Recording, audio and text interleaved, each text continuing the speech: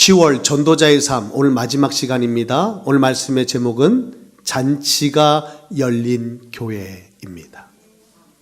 잔치가 열린 교회, 복된 교회일 것입니다. 우리 한번 서로 믿음으로 그렇게 고백합니다. 따라 하실까요? 우리 교회에도 잔치가 열립니다. 할렐루야. 여러분, 인생을 살면서 가장 기쁠 때가 언제입니까? 그렇죠. 가장 행복할 때가 잔칫날이요. 우리 개인을 위한 잔칫날, 생일 잔치. 내가 주인공이잖아요. 내가 주인공이에요. 예, 선물도 받고 케이크도 받고 사랑도 받고 관심도 받고 내가 주인공인 날, 생일 잔치, 기쁜 날이죠. 여러분이 가족에도 잔칫날이 있어요. 결혼 기념일. 결혼 기념일이 없으면 그 가족은 존재할 수 없어요.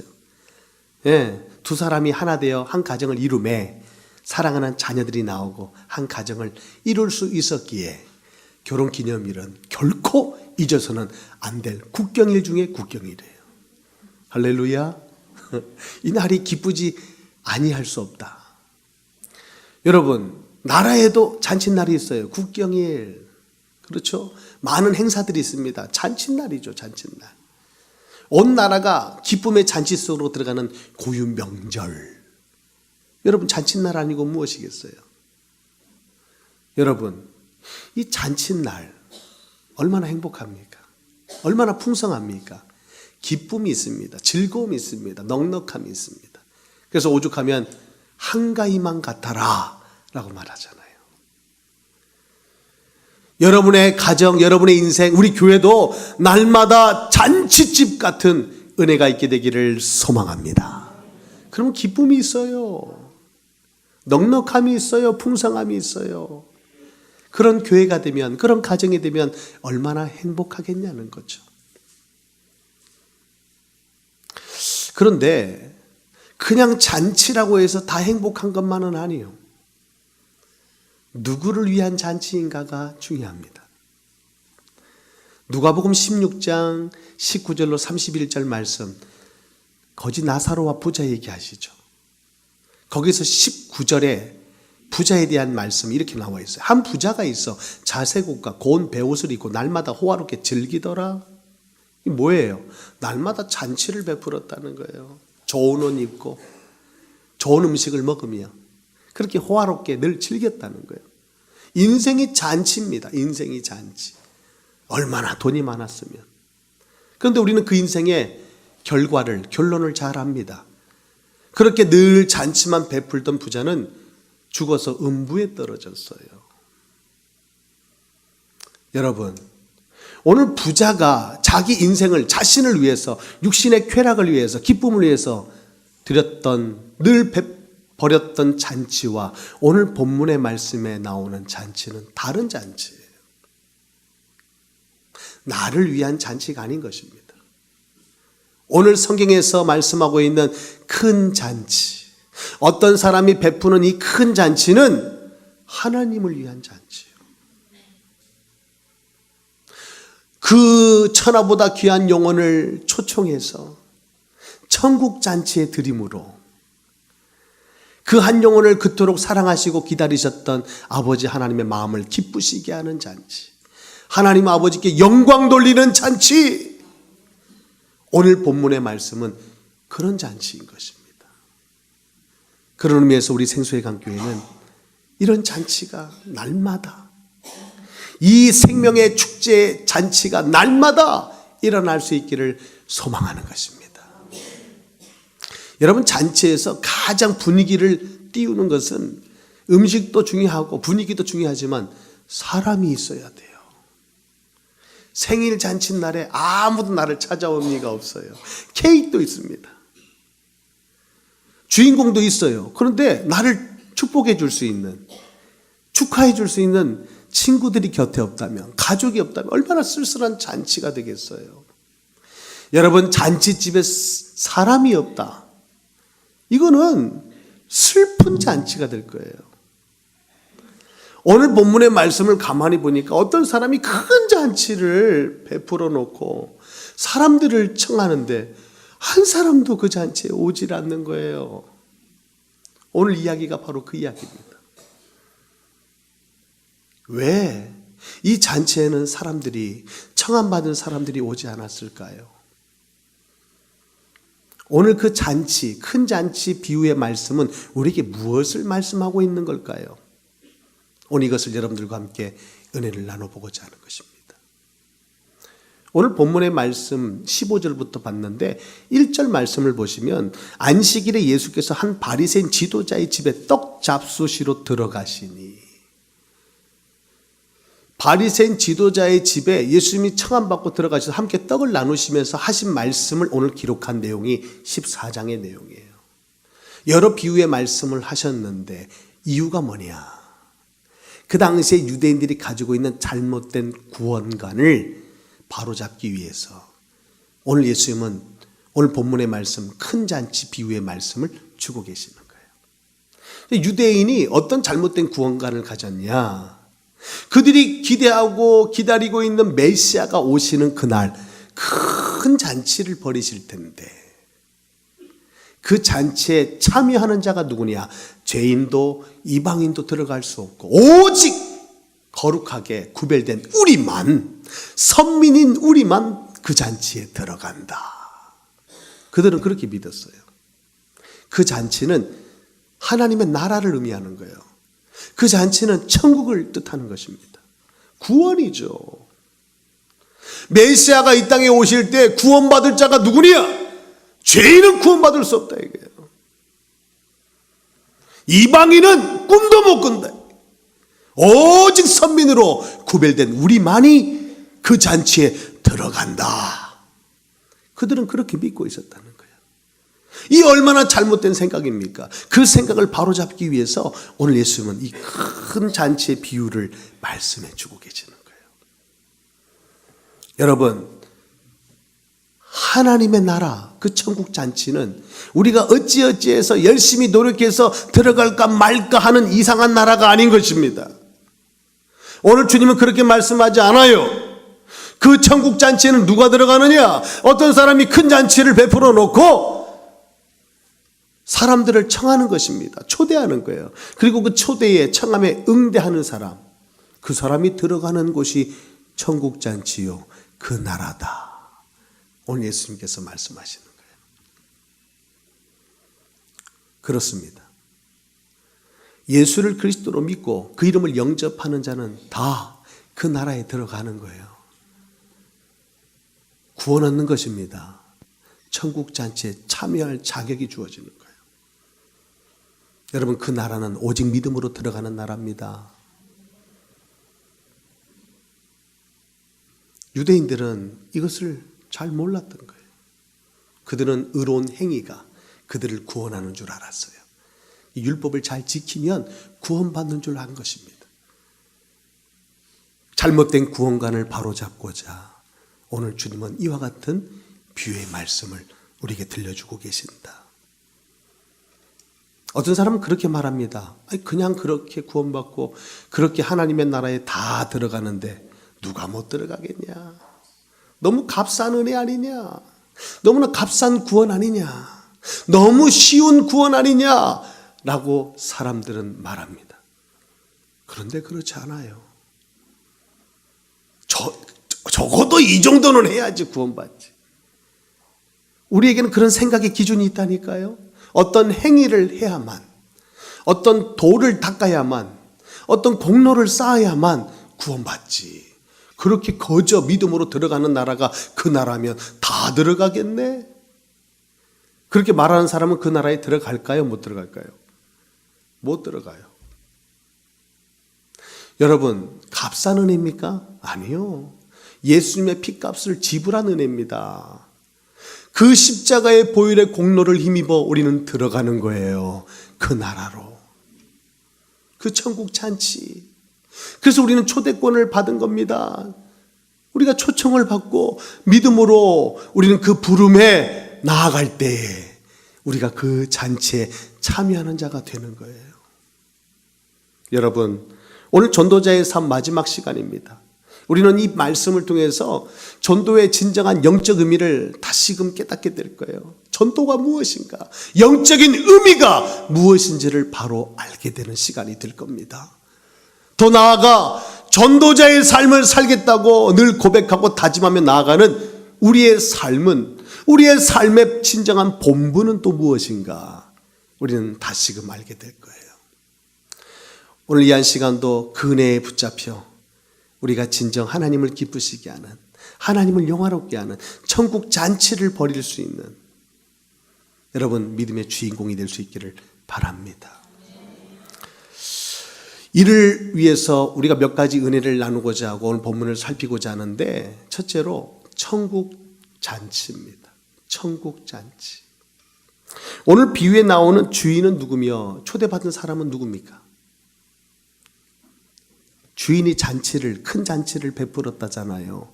그리고 종을 시켜서 사람을 초대한다잖아요. 주인은 누구며 초대받은 사람은 누굽니까? 주인은 바로 하나님이세요.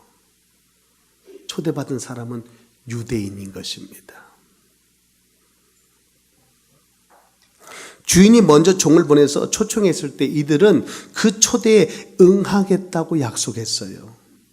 그래서 오늘 잔칫날이 되매 종들을 보내서 그들을 초대하고 있는 것입니다.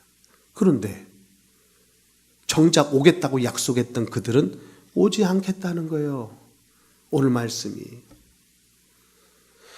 이것이 의미하는 바가 뭐냐? 구약의 수많은 선지자들을 통해서 예언된 메시아가 이 땅에 오시면 우리는 그 메시아를 영접할 것이고 그 메시아가 하는 말씀을 들을 것이며 그가 우리를 초대하는 천국 잔치에 우리는 들어갈 것이다. 유대인들은 약속한 자들이에요. 그런데 예언된, 약속된 메시아가 이 땅에 그리스도로 오셨어요. 그분이 예수님입니다. 그분은 이 땅에 계시면서 천국 복음을 선포하셨어요. 그리고 천국 잔치에 그들을 초대하신 것입니다. 그런데 정작 초대에 응하겠다고 약속했던 유대인들은 오늘 한 사람도 예외 없이 다 일치하여 그 초대를 거절하고 있는 거예요.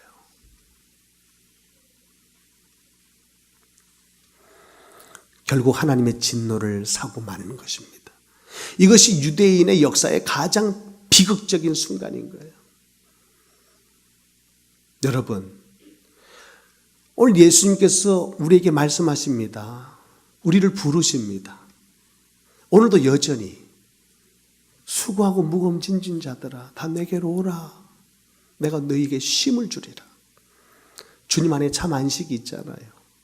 주님 안에 참 기쁨이 있잖아요. 소망이 있잖아요. 생명이 있습니다. 그런데 오늘도 여전히 그 말씀을 듣고 그 부름에 우리는 나아가지 않는 것입니다. 오늘 이 큰 잔치에는 모든 것이 준비되어 있다. 오늘 17절 말씀하고 있어요. 모든 것이 준비되어 있다. 그래서 종들을 시켜서 그들을 초대하라는 거예요. 오기만 하면 되는 거예요. 초청받은 사람은 그 잔치에 참여하는 것이 도리요 예일 것입니다. 이것은 주인의 기쁨이기도 해요. 그렇죠? 그 초대에 응하기만 하면 되는 거예요. 모든 것이 준비되어 있기 때문에.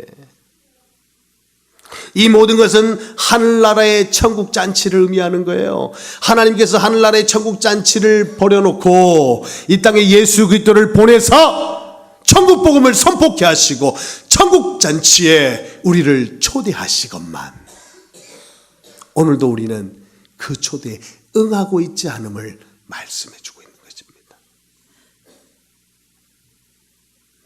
이사야 55장 1절은 말합니다. 오호라 너희 모든 목마른 자들아 물로 나오라. 돈 없는 자도 오라. 너희는 와서 사 먹되 돈 없이 값 없이 와서 포도주와 젖을 사라. 왜요? 모든 것이 준비되었기 때문에. 우리가 치를 값이 없어요. 우리를 구원하기에 족합니다. 모든 것을 준비해 놓으시고 우리를 초대하시는 줄 믿습니다. 우리는 그 부름에 믿음으로 나아가기만 하면 되는 거예요. 그래서 초대를 받았다, 청함을 받았다. 이것이 얼마나 큰 은혜인지 몰라요. 예수 그리스도 안에 그 구원이 천국 잔치가 되는 것입니다. 그 잔치에 청함을 받았다. 은혜 중에 은혜죠. 오늘 우리는 천국 잔치가 의미하는 바가 무엇인지를 정확히 알아야 합니다. 한번 따라 하실까요? 하나님의 나라는 모든 것을 준비한 큰 잔치다. 아멘입니까? 잔치가 기쁘다면서요. 잔칫날에 기쁘다면서요. 그러면 기쁨으로 들어가는 것입니다. 그 안에 그 잔치에 들어가면 오늘 15절 말씀에 하나님의 나라에서 떡을 먹는 자가 되는 거예요. 하나님 나라에서 떡을 먹는 자가 복된 자인 것입니다. 오늘도 우리는 그 부름에 오늘 이 자리에 나와 있는 거예요. 할렐루야. 그런데 아쉽게도 오늘 두 번째 보니까 사람들은 거절하는 거예요. 오늘 18절 20절 말씀 보세요. 다 일치하게 사양하여. 모두가 작심을 한 듯이 모두가 초대받은 사람들이 약속한 그들이 일치하여 사양하는 거예요. 거절한다는 것입니다. 누구는 밭을 샀음에 내가 나가봐야 된다. 누구는 소 5겨리를 샀으면 시험하러 가야 된다. 내가 장가 들어서 못 간다. 이유가 합당할 것입니다. 오지 못할 이유. 그 초대의 부름에 나오지 못할 이유가 얼마나 합당한지. 그렇게 핑계거리가 많아요. 그렇게 변명거리가 많아요. 우리에게는. 여러분, 그 잔치가 어떤 잔치인데? 천국 잔치인데.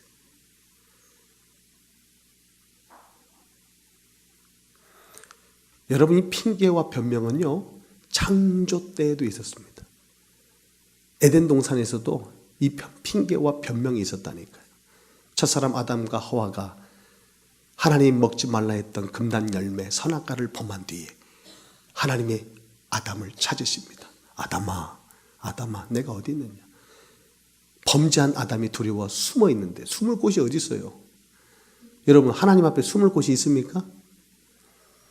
하나님 묻습니다. 누가 너 그거 먹으라 했니? 내가 먹으면 정령 죽는다 했는데 누가 먹으라고 했니? 너 왜 먹었어 그거? 그때 아담이 하나님, 제가 죽을 죄를 졌습니다. 먹고 나니까 정신이 차려졌어요. 한 번만 용서해 주십시오. 내가 다시는 하나님 말씀을 거역하지 않겠습니다. 무릎 꿇고 눈물 뿌려 기도했다면 역사가 바뀌어졌을 거예요. 그런데 아담이 뭐라 했습니까? 저 여자, 그것도 하나님이 만들어 내게 주신 저 여자. 이 말에는 책임이 누구에게까지 있다는 거야? 하나님도 책임이 있다는 거예요. 응? 여러분, 남자가 아무리 힘이 없고 아무리 궁지에 몰려도 자기 마누라는 팔지 말아야 돼요. 왜 아무도 아멘 안 합니까? 팔겠다는 심상이네. 아니, 저 여자, 하나님이 만들어서 내게 주신 저 여자가 먹게 했다고 핑계를 딱 대잖아요. 얼마나 치졸합니까? 그럼 하와가 그 말을 듣고 기분이 좋겠어요, 나쁘겠어요? 그래서 평생 앙금을 가지고 여자가 사는 겁니다. 예? 여자의 가슴에는 이 씨앗이 떨어져서 남편하고 살 때 그 속이 편치를 못해요. 여러분, 이것을 잘 아시고, 여러분, 남편은 언제 어떤 상황 속에서도 아내를 품는 자가 돼야죠. 아멘입니까? 이 웃음은 무슨 의미일까요? 아이고, 목사님, 우리 남편을 내가 품고 있지 어떻게 남편이 나를 품습니까? 아니요. 여러분, 착각하지 마세요. 하나님의 창조의 원리를 지킴이 가정의 행복의 원리일 것입니다. 따라합시다. 남편은 우리 가정의 울타리입니다. 울타리가 든든해야 돼요. 그래서 양무리가 안에서 편안하게 쉼을 얻고 쉴 수 있는 거지. 여러분, 처자식이 남편의 울타리 안에 있어야 평안한 법입니다. 울타리가 움직이는 거 봤어요? 울타리는 그 자리에 딱 고정, 그래 튼튼하게 지켜주는 거지. 그렇지 않아요? 울타리는 움직이지 않아요. 그래서 남편들이 집에 오면 소파에 누워서 움직이지 않는 겁니다. 그거 나무라지 마세요. 울타리라서 그래요. 근데 누워있는 남편이 가정을 지키고 있다는 사실 아십니까? 우리 집은 그걸 최근에 깨달았어요. 제가 집에 가면 늘 누워있거든요. 가만히 있거든요. 근데 제가 어느 날 수련회를 가든지 해외 집회가에서 참석하면 며칠째 집을 비워놓으면 그렇게 허전한 거예요. 그냥 옆에 누워있기만 해도 든든한 거죠. 울타리는 그냥 쳐놓으면 좋은 거예요. 울타리 없는 집 허전합니다. 바람이 들어요. 불안합니다. 남편이 집에서 아무것도 안 한 것처럼 보이지만 울타리 역할을 하고 있는 줄 아시고 감사히 여러분 주인으로 섬기라잖아요. 오늘 집에 가셔서 그렇게 꼭 말씀하세요. 주인님 오셨냐고. 그러면 남편이 니 미쳤냐고 그럴 겁니다. 그런데 우리가 말씀에 미쳐서 순종하며 나아갈 때 우리의 가정의 울타리가 든든히 서갈 거예요. 그것이 우리가 행복해지는 비결 아니겠어요? 핑계대지 말고 변명하지 말고 네 탓이야. 아니야 네 탓이야. 여러분 남 탓에서 답 없어요. 오늘 그것을 내게로 돌리고 내가 부족함을 알고 이 부족한 사람과 같이 사는 아내가 불쌍하고 부족한 나하고 같이 사는 참 이쁜 여자 많고 잘난 여자 많은데 나 데리고 산다고 우리 남편 고생 많다. 불쌍히 여기고 치근히 여길 때 여러분 서로가 서로를 품어줄 수 있는 거예요. 오늘 가정의 날도 아닌데 오늘 이 얘기가 왜 이렇게 진하게 나오는지 저도 몰라요. 여러분 하와도 핑계를 댑니다. 뱀이 그런 거라고. 여러분 이 핑계와 변명의 역사는 인류 역사의 창조 때부터 같이 있었던 거예요. 그러면 지금은 다를까요? 지금도 여전합니다. 우리가 붕어빵을 들고 가보고 전도지를 들고 가서 그렇게 전도해봐도 사람들은 아랑곳하지 않습니다. 택시를 타서 복음을 전하다 보면 택시기사 우리 분들은 항상 예외 없이 하시는 말씀, 시간이 없어서. 나름대로 다 이유들이 있고 핑계거리가 있어요. 요즘 사람들이 우리가 전도 현장에서 만나는 사람들이 하는 많은 변명거리, 핑계거리를 추려보면 대략 이런 이유들이 있어요. 첫째, 나는 알고 믿지 모르고는 안 믿는다. 믿으려면 제대로 믿지. 우리 옛날 믿음의 선배들은 어떻게 믿었습니까? 덮어놓고 믿었어요. 알 필요 없습니다. 질문 안 좋아해요. 제가 초등학교 때 주일학교 다닐 때 전도사님께 질문하면 싫어했어요. 조용히 하고 있으라고. 그런 건 몰라도 돼. 몰라도 되는 걸 자꾸 묻지 마. 왜냐하면 지도 모르거든. 전도사님도 잘 몰랐던 것 같아요. 내가 보니까. 알 필요 없다는 거예요. 덮어놓고 믿는 믿음이 최고인 거예요. 여러분 다 알아서 믿습니까? 그러면 제대로 믿습니까? 아니요. 우리는 알고 믿는 게 아니에요. 믿으면 알게 되는 것입니다. 약을 먹을 때, 소화제 먹을 때 그 다 일일이 따져보고 성분을 따져보고 함량을 따져보고 그렇게 알고 먹죠? 아니요. 저는 콩 집어 먹듯이 먹습니다. 그러면 그 다음날 소화가 잘 되고 아팠던 두통이 가시는 거예요. 알고 먹습니까? 아닙니다. 어떤 사람은 이렇게 말합니다. 교회 안에 그 작자가 있어서 내가 안 간다고. 그 작자. 그 작자가 누굽니까? 위선자입니다. 교회 갈 때는 성경책 들고 막 할렐루야고 하고 집에 갔다 오면 시장에서는 사람들하고 관계에서는 그렇게 옹졸하기가 짝이 없고 양보는 뭐 희생은 뭐 아니 교회에서 그렇게 가르치더냐? 네가 다니는 교회는 내가 죽어도 안 간다 내가. 여러분 그런 사람은 우리 교회에 있어요 없어요? 저 옆에 교회를 얘기하는 우리 교회 얘기하는 거 아니에요. 우리 교회는 그런 분 없어요. 아멘. 아멘 하신 그분이 그분일 수 있어요. 불안하니까 먼저 아멘 할 수 있어. 어느 교회든 그런 분들은 한두 분씩 계세요. 하나님이 보내신 거예요. 미꾸라지 마냥. 흙탕물도 가만히 두면요, 가라앉습니다. 맑은 물이 돼요. 그러다가 그분이 한번 움직이기 시작하면 꾸중물이 되는 겁니다. 그런 분들이 있어야 기도하죠.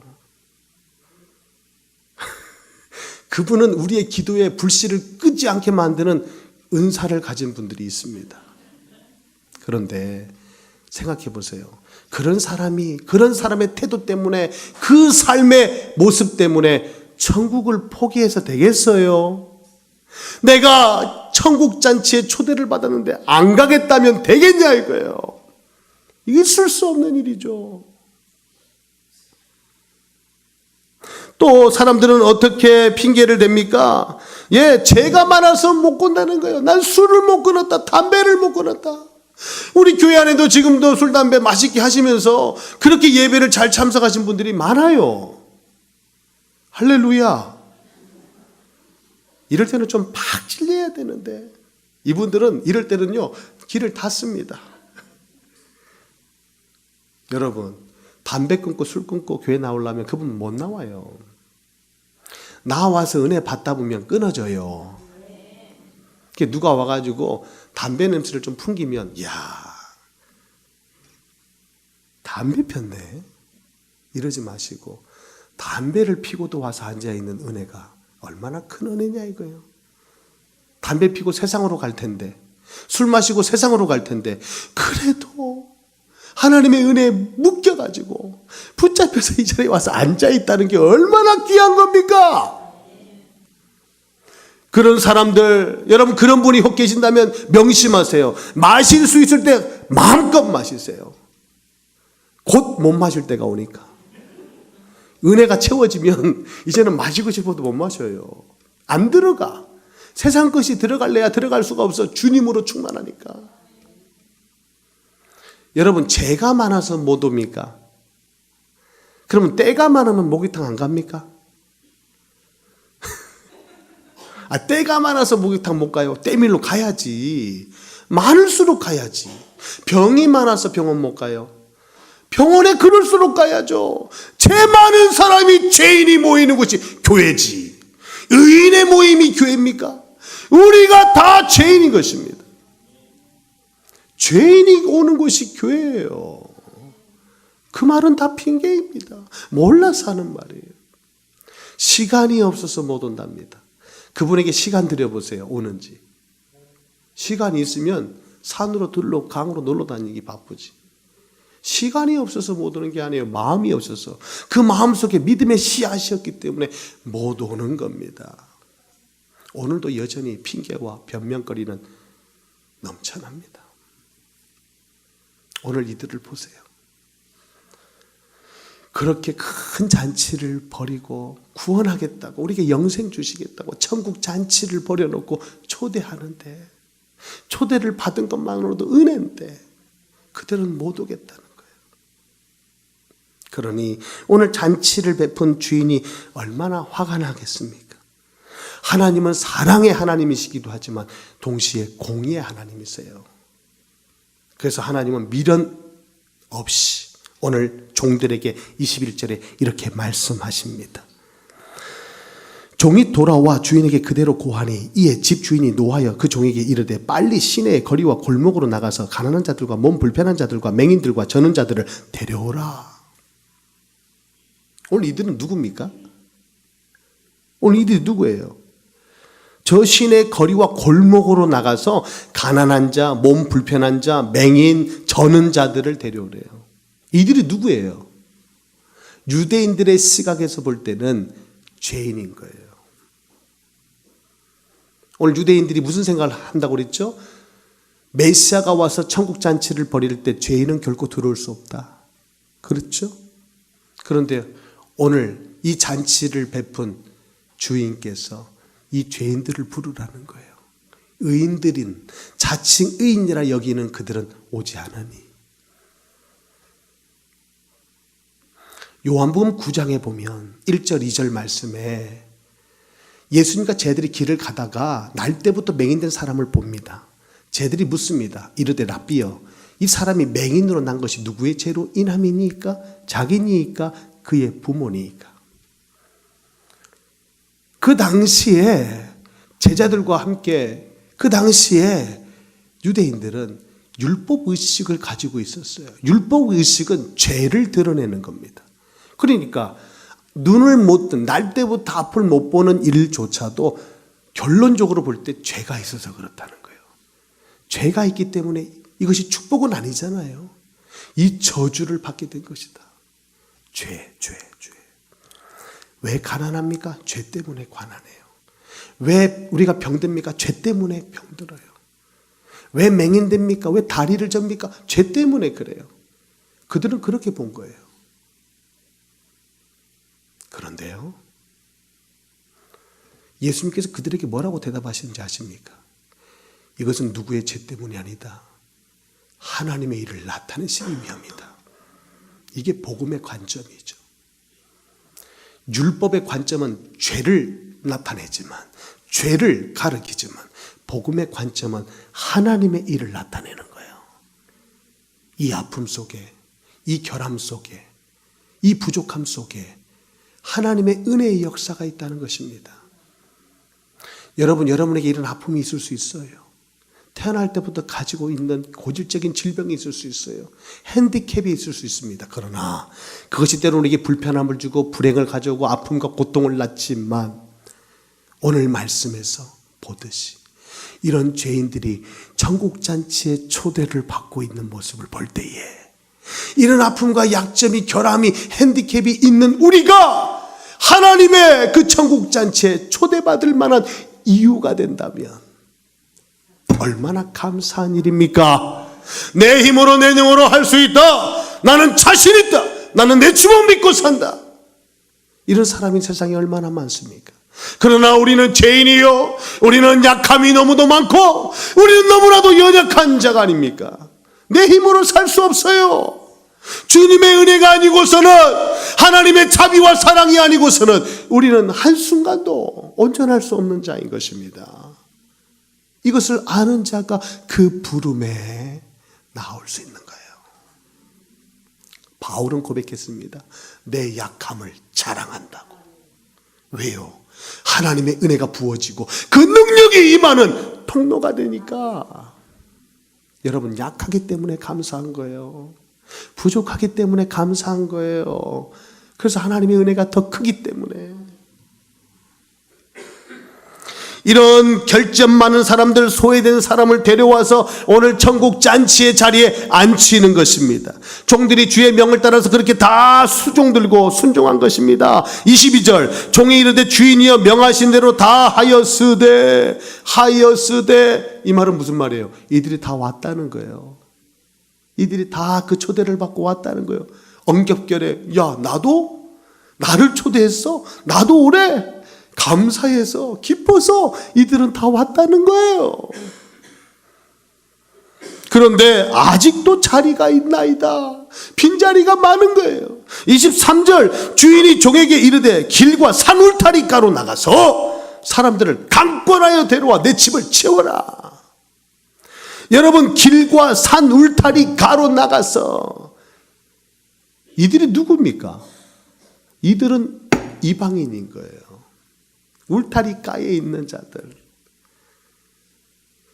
유대인들은 절대 이방인은 이 잔치에 들어올 수 없다는데, 오늘 주님은 아니다. 내가 그들을 부르리라. 정작 유대인은 오지 않겠다고 일치하여 사양하고 거절하는 이 잔치를 이방인이 오고 죄인들이 들어오는 잔치가 된 것입니다. 오늘 이것을 주님은 말씀하고 계시는 거예요.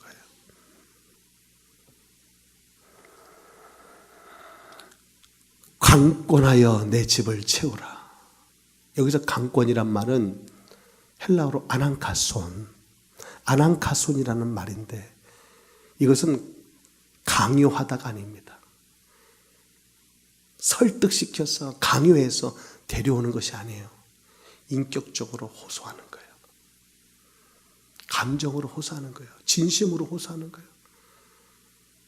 여러분의 가슴에 품고 기도하고 있는 예비 신자들이 천국 잔치에 들어올 수 있도록 진심을 다해, 마음을 다해, 정성 다해 우리가 호소함이 강권인 것입니다. 여러분 그렇게 하고 계시나요? 그 마음과 중심을 쏟아 그 사람이 강요받는 느낌이 아니라 정말 이 천국 잔치에 꼭 오기만을 간절히 바라는 마음에서, 우리가 애틋한 마음에서 그 영혼을 바라보는 심정으로, 주님의 마음으로 그 영혼을 대하고 기도하고 섬기는 것, 이게 강권임을 우리에게 말씀해 주고 있어요. 끝까지 포기하지 마십시오. 낙심하지도 마십시오. 그러나 기도와 섬김을 다하십시오. 이게 강권인 것입니다. 하나님은 여러분의 수종드는 모습을 보고 계세요. 우리가 세 번째로 볼 것은 오늘 종의 모습이 아닙니까? 종의 모습인 거예요. 주인이 종에게 가라, 가서 데리고 와, 초대해. 종의 순종인 거예요. 천국 잔치가 그렇게 성황리에 이루어지기까지 이 일을 다 수종 들고 있는 자가 있는데 그가 바로 종인 것입니다. 주인의 심부름꾼. 사도는 보냄을 받은 자입니다. 보냄을 받은 자가 사도요. 그런데 오늘 종들도 주인에게 보냄을 받고 있잖아요. 예수님도 말씀하셨어요. 요한복음 21장 21절에 아버지께 나를 보내니 나도 너희를 보낸다. 우리를 보내시는 거예요.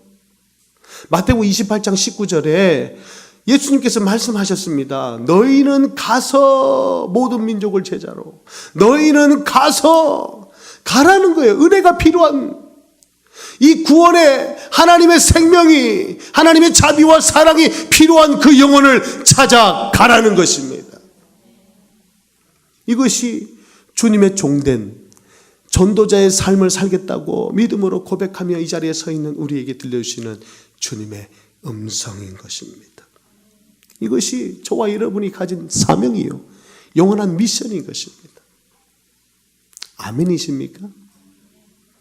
우리는 11월 4일을 기억합니다.